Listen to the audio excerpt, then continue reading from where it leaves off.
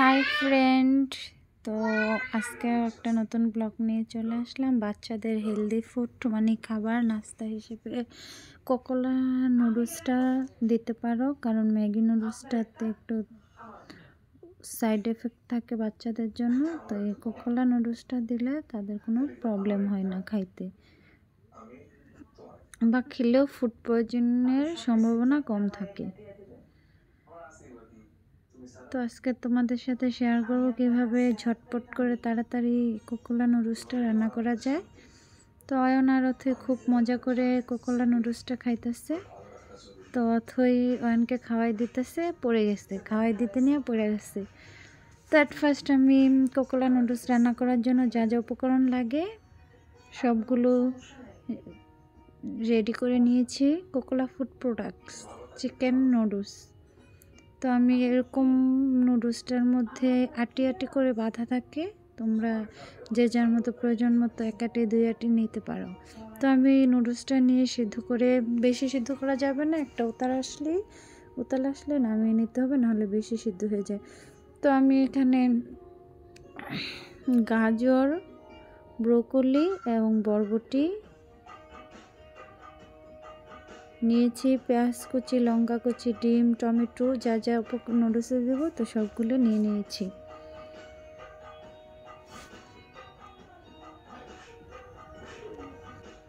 তারপর কড়াইতে পরিমাণ মতো তেল দিয়ে দিলাম, ডিমটা ফিটিয়ে নিয়েছি। তারপর ডিমটা আমি ভাজাভুজি করে নেব।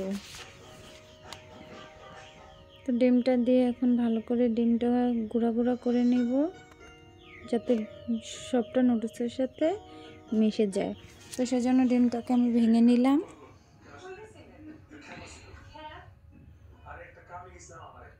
যে পর্যন্ত ডিমটা ব্রাউন কালার না হয় আমি ভাজতে থাকবো।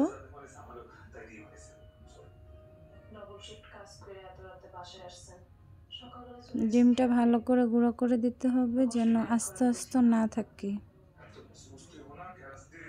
তারপর আমি ভালো করে ডিমটা নেড়ে নিলাম।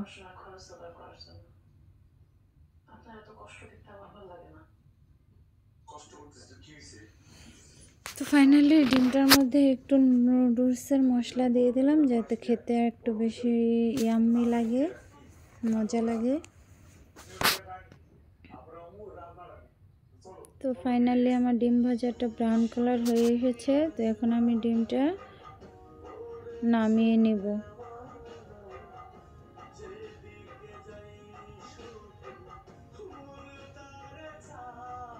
ডিমটা নামানোর পর আমি কড়াইতে তেল দিয়ে দিব। কড়াইতে তেল দেওয়ার পর মটরশুঁটি, ব্রোকলি, গাজর দিয়ে কড়াইতে দিয়ে একটু ভালো করে ভেজে নেব।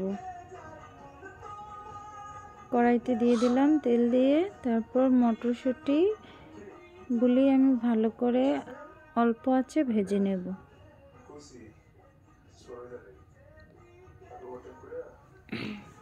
পরিমাণ মতো লবণ দিয়ে দেব।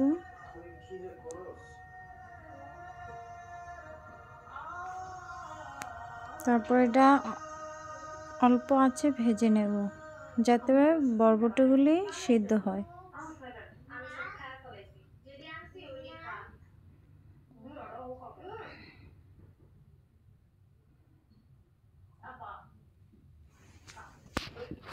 তো ভালো করে নেড়ে চেড়ে আস্তে আস্তে ভেজে নেব।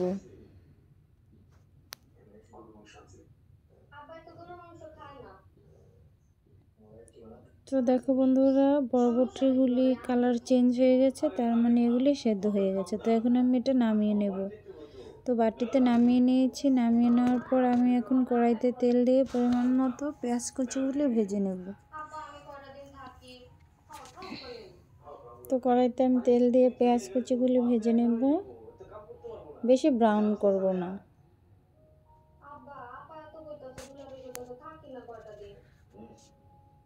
তারপর পেঁয়াজগুলি দিয়ে দিলাম।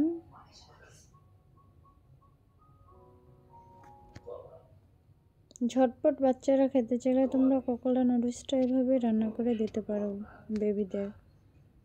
সকালে বা টিফিনেও দিতে পারো, বিকালে নাস্তাতেও দিতে পারো।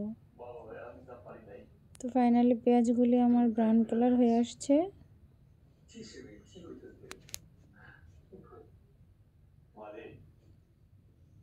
তো পেঁয়াজের মধ্যে আমি এবার সবজিগুলি দিয়ে দিব, অ্যাড করে দেব। ভালো করে মিক্সড করে নেব পেঁয়াজ কুচির সাথে।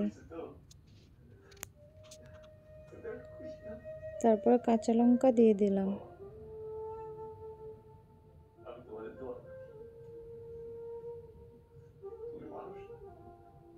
তারপর টমেটো কুচি অ্যাড করলাম।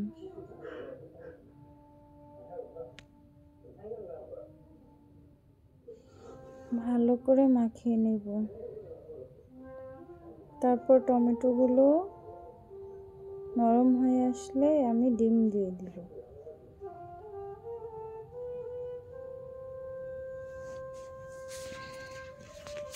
তো ভাজাভুজি করে নিলাম।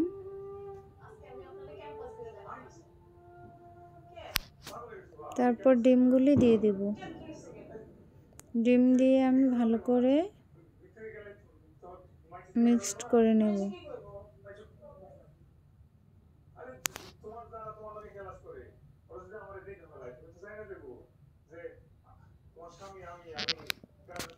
তারপর ভালো করে অ্যাড করে নেব। যেখানে আপনার মান সম্মান নাই সেখানে আমারও মান সম্মান। আপনি চলেন।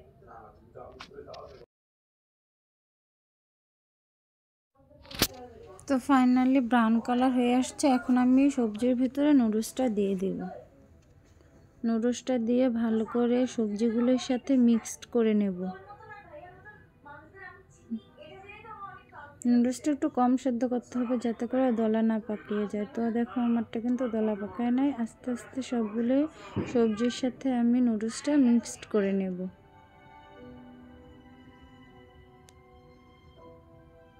ভালো করে আস্তে আস্তে মিক্সড করতে হবে। উপর থেকে নিচে উঠিয়ে নিতে হবে যাতে করে সবগুলো ডিম সবজি সবটা নুডলসের সাথে মিক্সড হয়।